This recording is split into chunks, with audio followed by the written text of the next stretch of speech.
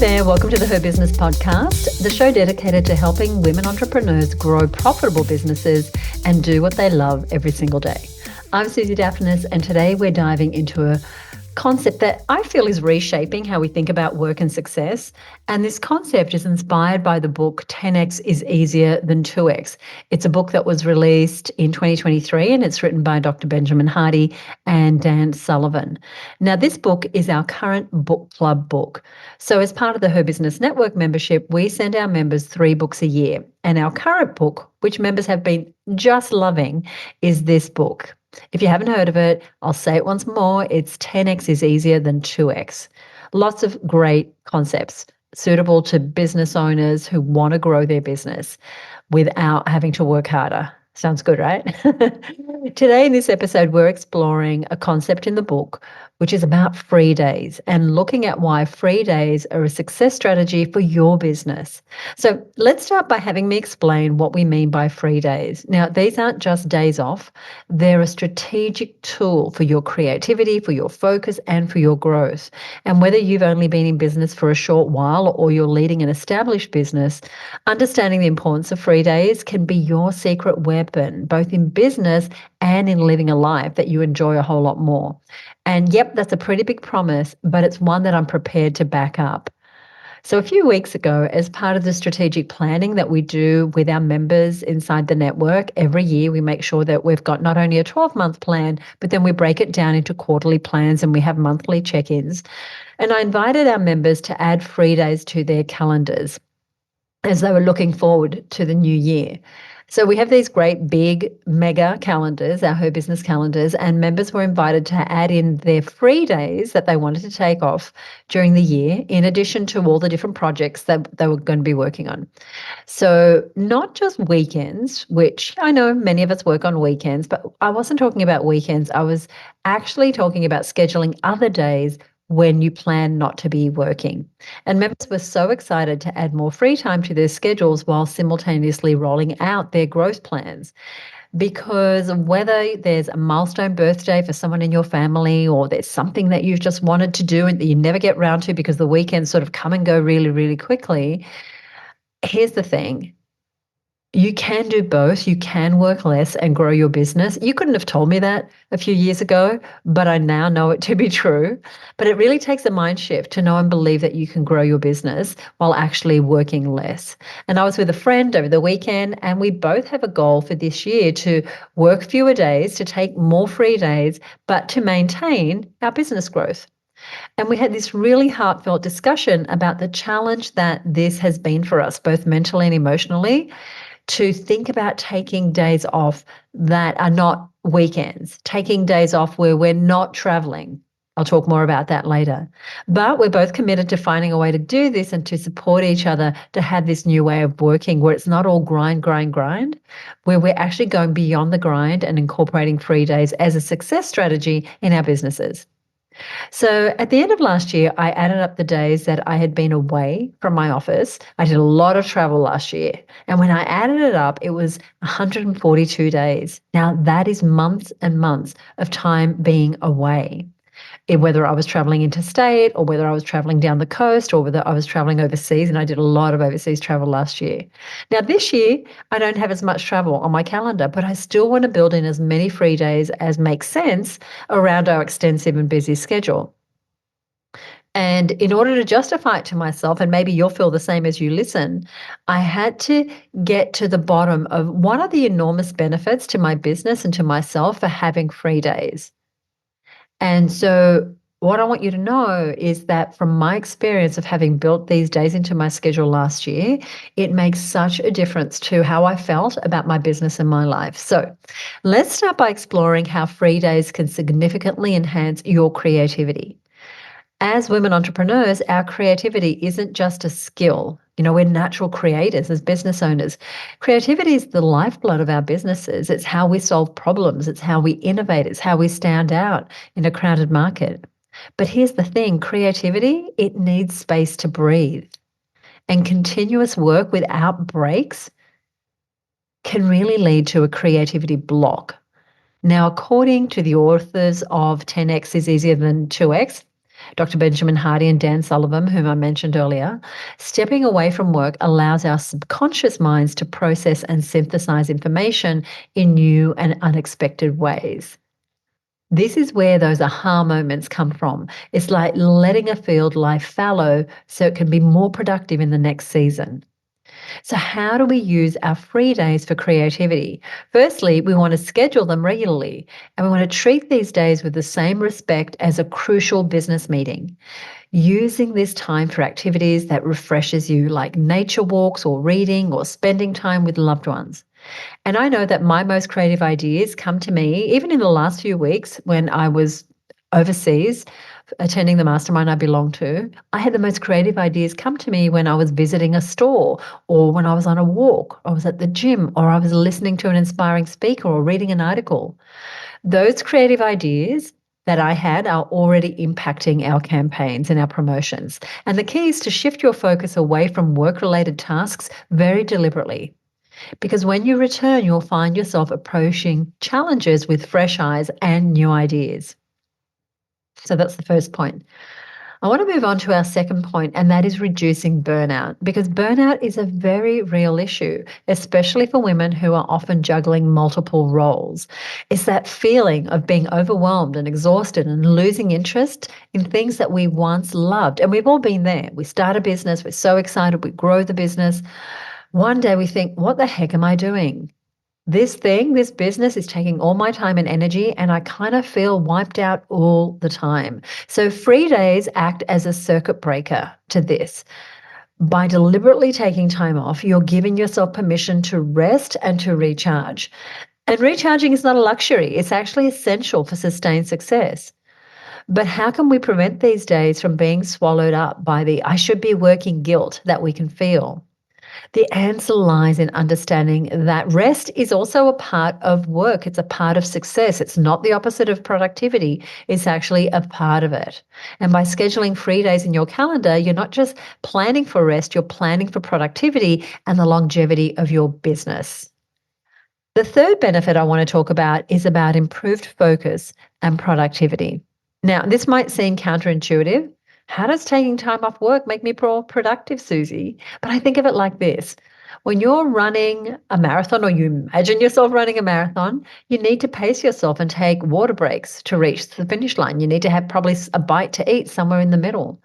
It's the same when you're working on a major project. You don't start on day one and then 24 hours a day, 28 days later, you've finished the project. You actually split it up into manageable chunks, allowing time to plan, to do the work, to review, just as we do with all the projects that we put out in our business. Now, research shows that our ability to concentrate and engage in deep work improves significantly even after one free day. So that means when you are working, you do so with a sharper focus and a clearer mind. And to make the most of this when you're planning your work days, really prioritize tasks that require deep focus for the period right after your free days. I'll say that again. When you're planning your work days, especially days when you have to do deep work, put those right after a free day, or your free days if you're taking multiple in a row, because this is when your mental resources are going to be at their peak. Remember, it's not about working harder, it's about working smarter. And I know that you've heard that phrase 1,000 times, just like I have, but it's easier said than done. What does it look like to work smarter? It looks like being objective and not so in the weeds in the tasks that you can't see the forest for the trees.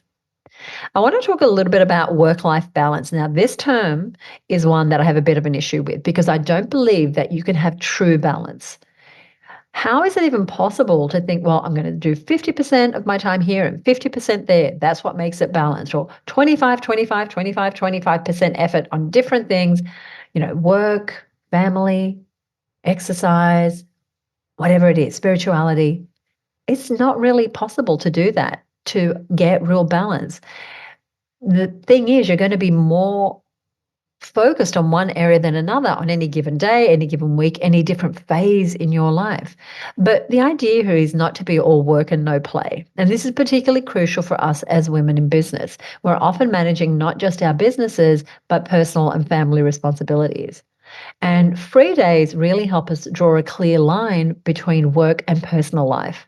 They remind us that our identity isn't tied solely to our business success. And by stepping away from work, we can give undivided attention to other aspects of our lives that matter, be that your family or hobbies that you're wanting to start or self care.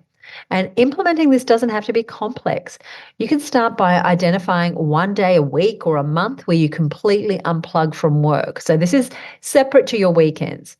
And you might go and visit a gallery that you've been hoping to visit. There's a couple of exhibitions on in Sydney right now that I really want to get to in the next 6 to 8 weeks. You might take that dance class or watch that movie or clear out the garage or start that garden or go and visit a relative that you've really missed, but you just can't get around to seeing on the weekend. I have someone very much like that in my life right now. And she is on my list for my next free day. Or you might just want to sit by the pool with a book or a podcast. And if you're listening to me right now and you are sitting by the pool, listening to this podcast, let me know. Tag me on at her business, at her business on Instagram, and show me a photo. It can be of your feet. You don't need to show me you in your bathers. Whatever it is that you're making time for, all your free days are for those things. Now, often, as I said, we keep the weekends for personal time, but then by the time you've run errands, done some food preparation, taken the kids to sport, picked up someone, from wherever they were, been, the family Uber, spent time with family or friends, you can end up never making progress on the things that are just for you, where you feel free and you feel like you have space and the time that you crave. I know for me that free days, I have to get away from the house and the computer, because what will happen is if I'm here, if I'm sitting in my office or I'm sitting at the kitchen bench, I'm going to fall right into my inbox, right into Slack channels, right into social channels. So I start a little list of things that I want to do on my free days. And it's a way for me to remember that there are things that I've been putting off that I can now do. If you think about things like, I don't know, I color my hair, or maybe you get regular treatments of some sort, maybe you get your eyebrows done or your nails done or whatever. Often we'll squeeze those into a weekend. And what can happen is we eat up the whole morning, right? Could I actually do that on a free day? Could I go and get my hair done and then go grab a coffee and then go and find a bookstore and spend a little bit of time there? It just sounds delicious to me. It's just a function of opening up your imagination to what you can do to support yourself and in turn support your business, because you'll come back feeling more connected to yourself and to your dreams. Having these regular, consistent breaks, it can be totally transformative and it can lead to a more fulfilling and balanced life. And remember, if you have a team or a partner, you want to communicate your free days and set some boundaries. You can, refer to them as leave days or self-care days or whatever it takes for you to not feel guilty that others are working when you are not. Now, benefit number 5 is about enhancing your problem-solving abilities. As business owners, we are constantly facing challenges that require innovative solutions. But sometimes the harder we think about a problem, the more elusive that solution becomes. Free days offer us a chance to step back and look at problems from a distance. Now, in the book I mentioned, 10x is easier than 2x, the authors suggest that this distance is often what's needed for solutions to emerge. When our minds are relaxed, we can connect dots we couldn't see when we were too close to the problem. And maybe you found that too. Suddenly you're on a walk and a problem is solved. You're in the shower having a nice hot bath and you find a solution to a problem that you have. So next time you're faced with a tough business challenge, instead of pushing harder, try stepping back. Take a free day to detach from the problem, and you might find that solution comes to you in those moments of rest. Finally, let's explore how free days enhance our emotional and physical well-being. Right now, you can probably hear my voice. I'm drinking a cup of tea and I have a feeling that whatever's in this tea is impacting my vocal cords. So I'm going to stop drinking it for the rest of this episode. So I want to talk about how free days enhance our emotional and physical well-being. So running a business can be stressful. We all know that. And chronic stress, we know that it takes a toll on our health. And we need to be at our best, not just mentally, but also physically and emotionally, in order to lead our businesses effectively. And free days offer an opportunity to focus on self-care.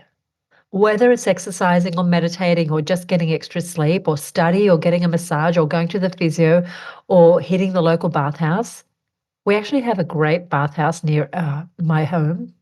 I've only been there twice, in 2023, but it's on my list of things that I could do on a free day because when I'm there, I can't work, right? I'm in water or I'm in the sauna or I'm getting a facial and I can't work. And while it sounds like this luxury, and I know there's still a little bitty bit of me that feels a little bit guilty and self-indulgent, I know that when I'm there, I relax and ideas flourish.